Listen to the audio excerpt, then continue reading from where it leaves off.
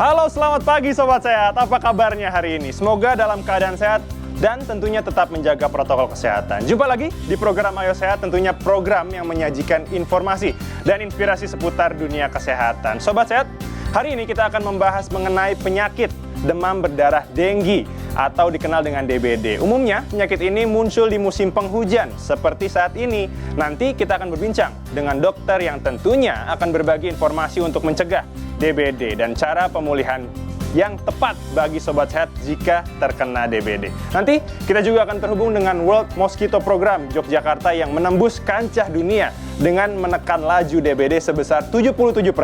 Bagaimana caranya nanti kita simak ya Sobat Sehat. Tapi sebelumnya kita buka dulu Ayo Sehat bersama saya Elgin Fridianto.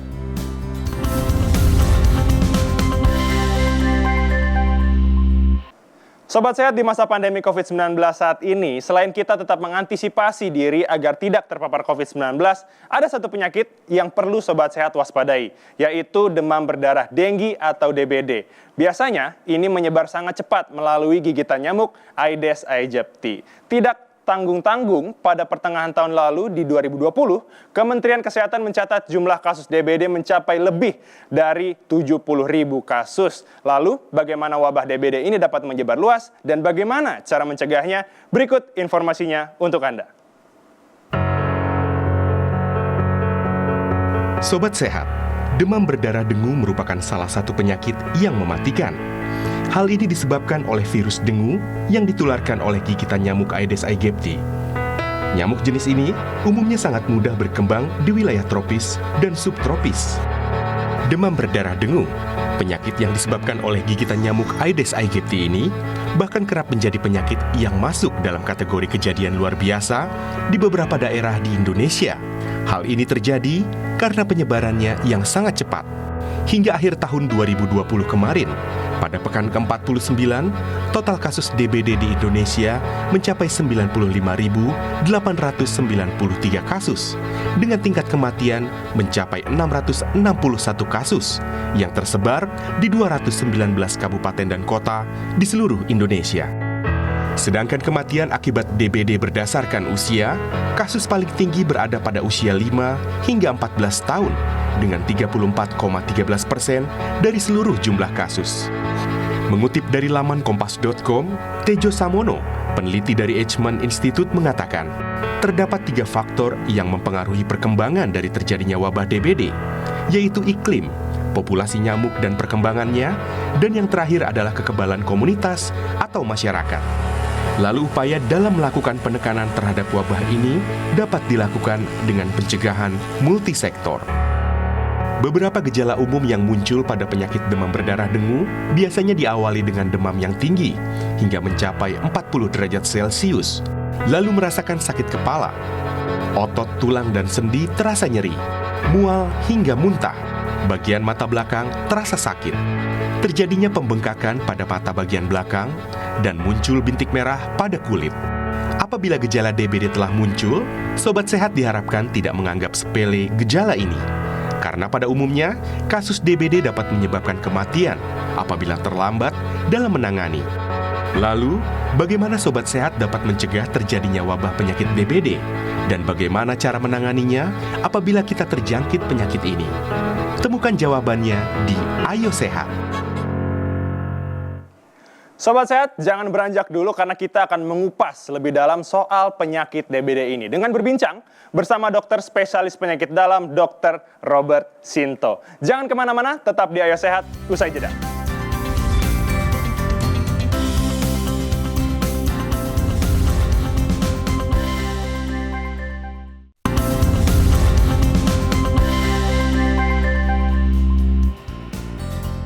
Kembali lagi di Ayo Sehat. Sobat Sehat, sebelumnya kita telah mengetahui penyebab dan gejala dari penyakit DBD yang pada umumnya sering muncul di musim hujan. Nah, kita nanti akan membahas lebih dalam mengenai penyakit demam berdarah Dengue bersama dengan Dr.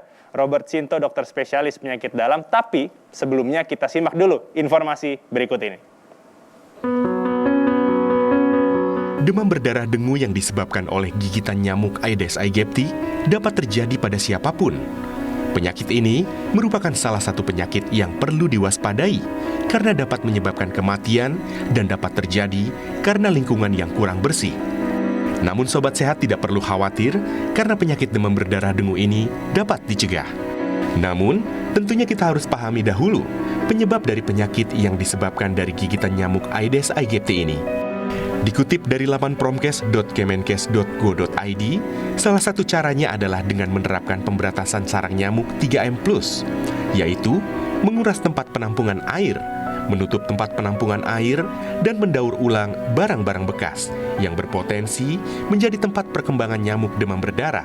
Selain itu, beberapa cara yang menjadi nilai tambah adalah dengan memelihara ikan pemakan jentik nyamuk, menggunakan obat anti nyamuk yang aman bagi kesehatan, memasang kawat nyamuk pada jendela dan ventilasi rumah, rajin melakukan gotong royong dalam membersihkan lingkungan, selalu memeriksa tempat-tempat penampungan air, menempatkan pakaian pada tempat yang tertutup, menaburkan larvasida pada penampungan air yang sulit dikuras, memperbaiki saluran air yang tidak lancar, dan yang terakhir, menanam tanaman anti nyamuk. Nah, kini Sobat Sehat telah mengetahui bagaimana caranya mencegah penyakit demam berdarah. Lalu, langkah antisipasi apa yang harus dilakukan apabila Sobat Sehat terkena penyakit demam berdarah? Dan bagaimana cara menciptakan kekebalan tubuh agar mencegah kita terhindar dari penyakit demam berdarah? Temukan jawabannya di Ayo Sehat. Nah, Sobat Sehat sudah bersama saya, Dr. Robert Sinto. Selamat pagi, dokter. Selamat pagi, Apa Mas kabarnya, El? Dok? Sehat. Mantap. Sehat, Mas. Oke, Sobat Sehat sebelumnya perlu menjadi informasi bahwa seluruh kru yang bertugas di program Ayo Sehat dan tentunya Dr. Robert sudah menjalani protokol kesehatan yang ketat dan tentu juga sudah melakukan pengecekan terhadap virus COVID-19. Dokter, kita langsung berbicara DBD. Ya. Ini sebenarnya bagaimana sih cara kita mengetahui atau mendeteksi awal seseorang terkena DBD? Karena kan gejalanya mirip untuk demam tingginya ini, Dok. Mungkin boleh dijelaskan. Ya, betul. Jadi ini memang sebuah tantangan. Kalau zaman dahulu, kita melihat setiap pasien yang datang dengan demam tinggi yang sifatnya mendadak, maka kita harus berpikir bahwa itu demam berdarah. Namun sekarang di era pandemi ini menjadi makin sulit lagi dan memang sudah kita alami sekarang kesulitan itu karena memang gejalanya hampir sangat mirip sekali. Dua-duanya demam tinggi, datang tiba-tiba, kemudian pegelino otot gitu ya. Iya, betul. Nah, tetapi bedanya adalah satu, gejala saluran napas memang lebih dominan didapatkan pada COVID. Ketimbang dengan demam berdarah. Itu lebih jarang berarti. Lebih jarang. Tetapi kalau datang pasien dengan demam saja tanpa gejala saluran napas pun, kita tidak bisa menyingkirkan COVID. Nah, karena itu kata kunci utamanya berikutnya adalah pemeriksaan. Jadi tidak ada kata lain selain testing. Jadi memang setiap pasien yang datang dengan demam, gejala saluran napas ada atau tidak, maka kita harus lakukan testing terhadap COVID dahulu sambil kita berpikir bahwa ini adalah demam berdarah. Sampai didiagnosis terkena DBD. Iya, betul. Kita kan, saya punya data untuk gejala-gejala demam berdarah. Ini kan ada demam tinggi hingga 40 derajat, sakit kepala, nyeri otot, mual, muntah, sakit di bagian belakang mata, ada pembengkakan kelenjar getah bening. Nah, ini biasanya yang paling sering terjadi ditemukan. Mungkin untuk pasien Dr. Robert sendiri, ini yang mana aja, Dok? Nah, kalau demam berdarah 1-6 itu gejala yang sangat sering ditemukan. Jadi setiap hari kalau pasien dengan demam berdarah hampir pasti datang dengan 1 sampai nomor 6. Oke. Gitu. Nah, yang tadi saya bilang sulit adalah karena nomor 1 sampai 6 juga didapatkan pada COVID. Gitu. Jadi memang gejalanya sangat mirip sekali.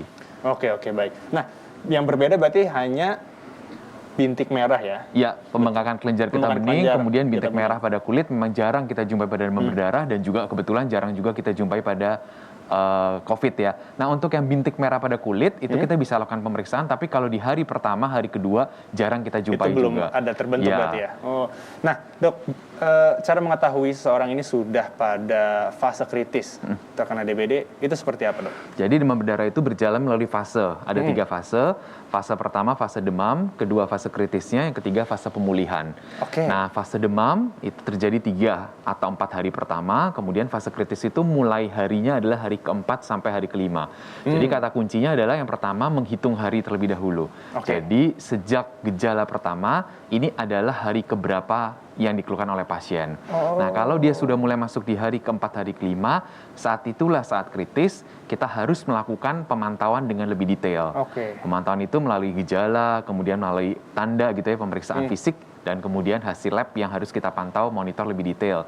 Minimal setiap hari dokter akan melakukan pemeriksaan darah untuk mengecek berapa hemoglobinnya, berapa kekentalan darahnya, berapa trombositnya gitu ya. Itu untuk minimal yang diperiksa 1 kali sehari. Tapi kalau keadaan pasien makin buruk atau hasil labnya, indikatornya mulai makin tidak bagus, bukan tidak mungkin dokter meminta setiap 12 jam, bahkan setiap 8 jam. Untuk dilakukan pemeriksaan darah. Nah, untuk baiknya trombosit yang normal ya kita bilangnya, itu di berapa, Dok? Jadi yang terganggu pada demam berdarah sebetulnya bukan semata-mata masalah trombosit, tapi masalah kekurangan cairan. Kekurangan cairan. Nah, itu nomor 1 dulu, baru nomor 2 sebetulnya yang jadi pemantauan adalah trombosit. Jadi kalau dalam pemeriksaan lab darah, yang kita pantau hematokrit namanya untuk kekentalan darah, kemudian yang kedua adalah trombosit, gitu untuk lihat.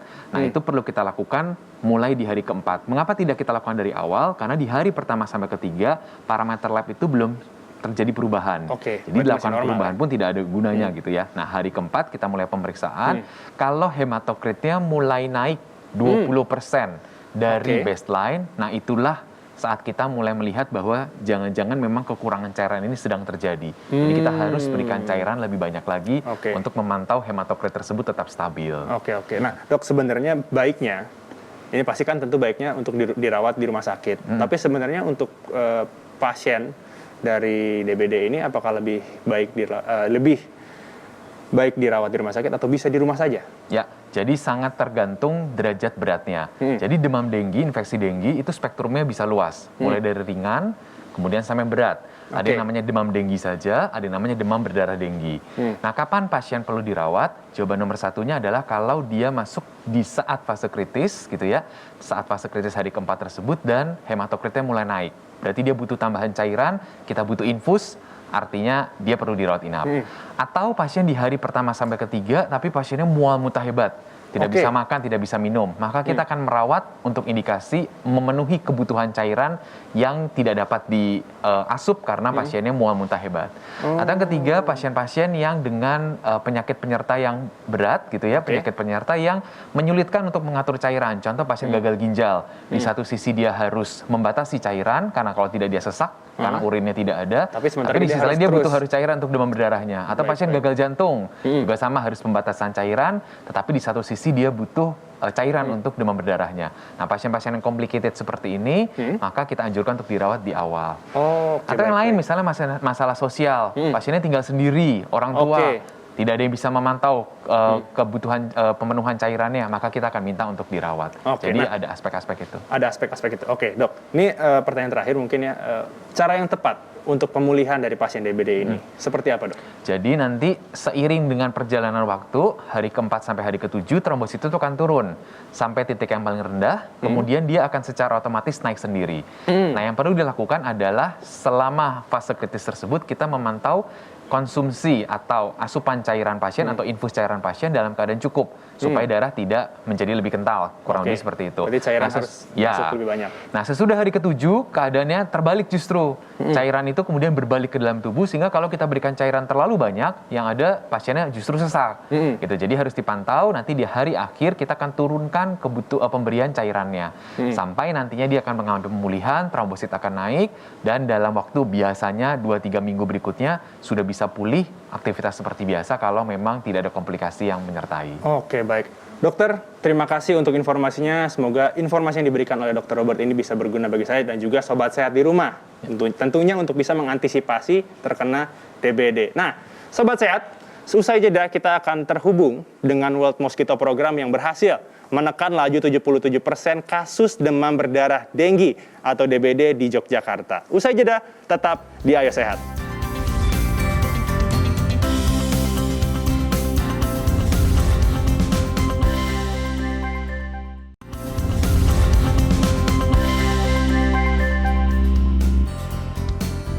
Kembali lagi di Ayo Sehat. Sobat Sehat, seperti janji saya tadi, sekarang kita sudah terhubung dengan World Mosquito Program dan sekarang saya akan menyapa Dr. Egy Arguni. Selamat pagi, Dokter. Selamat pagi, Mas El. Selamat pagi. Dokter, izin nanya nih, berarti kalau misalnya saya dan kru Ayo Sehat untuk datang ke Yogyakarta, ini berarti nggak bakal kena DBD atau gimana, Dok?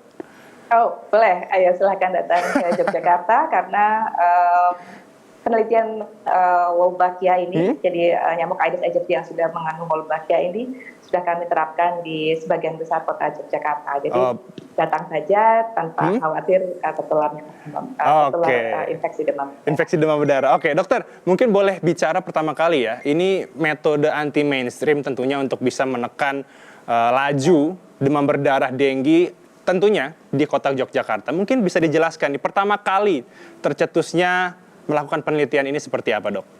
Jadi pertama kali teknologi ini diperkenalkan oleh para ahli yang ada di Australia. Mereka menguji adanya bakteri Wolbachia di dalam nyamuk penular infeksi demam berdarah. Itu akan mengurangi replikasi virus dengue yang ada dalam nyamuk sehingga berpotensi untuk kita gunakan sebagai salah satu metode pengendalian faktor demam berdarah.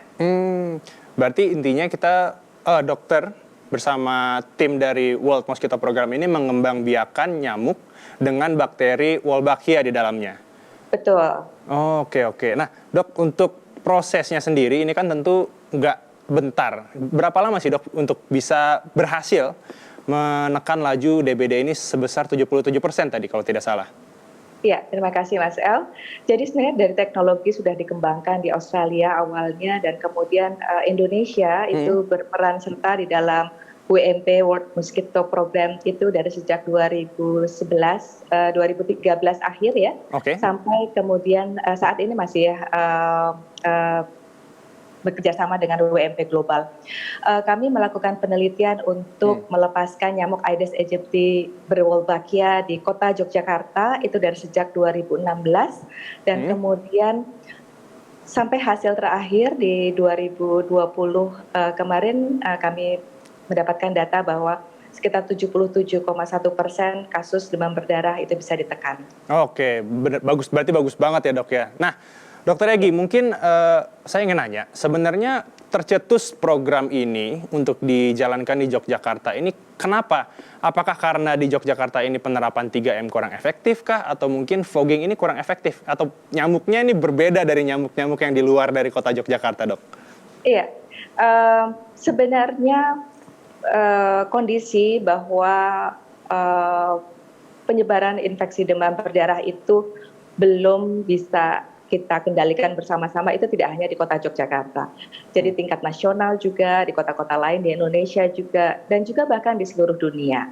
Jadi efektivitas dari program pengendalian infeksi demam berdarah itu memang kita rasakan belum maksimal ya, sehingga kemudian kita ingin mencoba suatu teknologi yang baru, yang lebih ramah lingkungan dan lebih mudah untuk mengaplikasikannya, yaitu dengan menggunakan teknologi nyamuk Aedes aegypti berwolbachia ini. Oke, nah Dok ini kan tadi juga dibicarakan bahwa nasional ini masih belum efektif, tapi kalau seandainya program pengembangbiakan nyamuk dengan di dalamnya ada bakteri Wolbachia ini dilakukan di luar di luar daerah Yogyakarta, ini apakah tingkat keberhasilannya akan sama seperti di Yogyakarta, Dok? Iya, jadi usaha untuk kita supaya bisa menggunakan teknologi ini di daerah lain di Indonesia itu juga sudah dalam rencana WMP Yogyakarta. Jadi kita mulai melebarkan atau menerapkan metode ini di daerah-daerah sekitar kota Yogyakarta. Jadi masih dalam wilayah provinsi Yogyakarta. Yang kita harapkan nanti modelnya ini akan bisa diterapkan juga di daerah-daerah lain di Indonesia. Tapi tentu saja memang banyak sekali faktor yang mempengaruhi keberhasilan dari teknologi ini. Hanya saja itu bisa kita simpulkan atau bisa kita ketahui dengan kita melihat pengembangan teknologi ini nantinya di kota-kota lain di Indonesia, di Yogyakarta dan di Indonesia. Oke, Dokter Egi mungkin boleh dijelaskan nih ke Sobat Sehat, sebenarnya metodenya tuh seperti apa, Dok? Ini mungkin dari tadi sempat dikatakan di dalamnya ini kan ada bakteri Wolbachia. Itu bagaimana cara menyuntikannya, terus dan juga untuk melepaskan nyamuk-nyamuk yang sudah dikembangbiakan ke lingkungan itu seperti apa, Dok? Iya, jadi awalnya karena kita tahu bahwa nyamuk Aedes aegypti sebagai faktor utama untuk transmisi demam berdarah denggi ini tidak mengandung Wolbachia, maka kita suntikkan bakteri Wolbachia ke dalam telur nyamuk. Oh, saat di telur ya? Ya, kita kembangbiakan telur tersebut. Sekali ada Wolbachia di telur nyamuk, maka keturunan dari nyamuk tersebut akan mengandung Wolbachia semua. Ya, dan kemudian kita letakkan di dalam ember-ember ya telur-telur nyamuk tersebut, dan kemudian embernya diisi air, embernya kita titipkan ya, istilahnya kita titipkan ke warga supaya bisa dipelihara gitu ya, dan kemudian nanti telur akan menetas dan kemudian nyamuk yang berwolbachia itu akan tersebar di wilayah tempat kita meletakkan ember tersebut.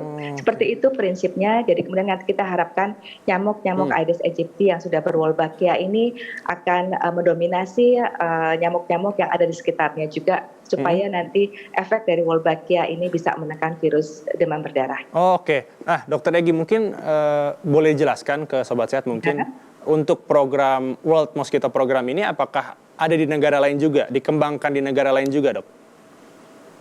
Iya, jadi WMP global itu terdiri dari sekitar 11 negara sampai sekarang termasuk Indonesia. Jadi diantaranya adalah Australia, Vietnam, kemudian juga Indonesia, ya, Brazil, Kolombia, Fiji, Vanuatu, dan ya kami bersebelas di dalam WMP global itu. Oke, nah Dok, untuk rencana penelitian berikutnya akan ada pengembangan baru kah atau bagaimana, Dok?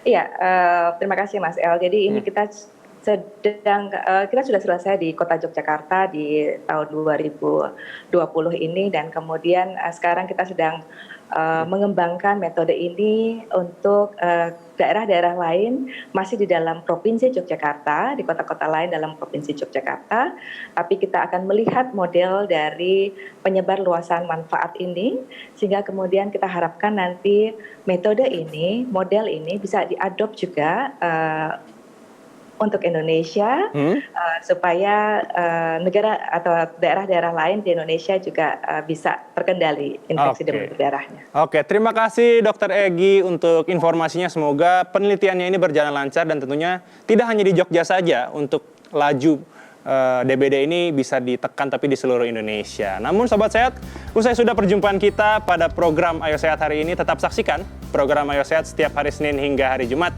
pukul 10.30 waktu Indonesia bagian Barat hanya di Kompas TV, independen, terpercaya. Saya Elgin Fridianto, pamit undur diri, tetap jaga protokol kesehatan dan tetap jaga kesehatan. Sampai jumpa.